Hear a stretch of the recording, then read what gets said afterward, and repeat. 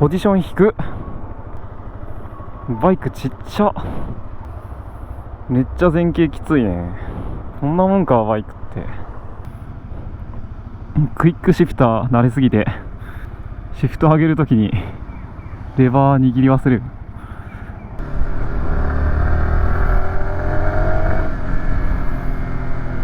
ああ、いい音だね。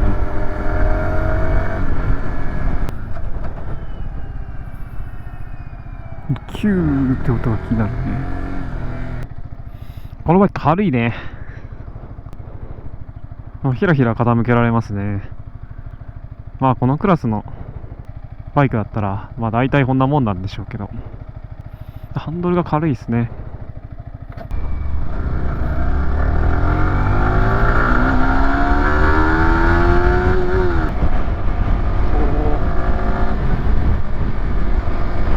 風に煽られる。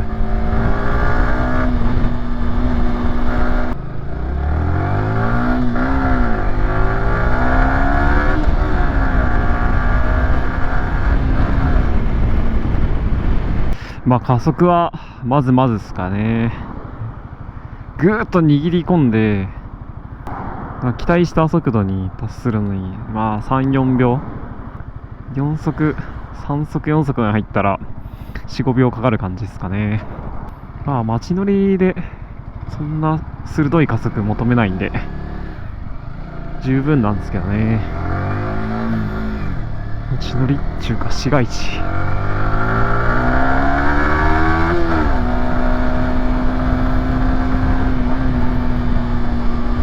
ギアも軽いし、もたつきとか全然ないんで、ちょっとタンクが手前側で張り出してるんでお腹は乗せやすいですね。まあ IZF の R7 とか R1 とかはこんな感じですよね。フォルムがやっぱ似てるだけあって、街中でもぶち回す感覚を味わうならいいっすね。一足が多分レブで30キロちょいぐらいで当たっちゃうから、1万回転1万2000ぐらい。実用的にはもう2足からだけど、あえて1足引っ張るとかして高回転楽しむみたいな。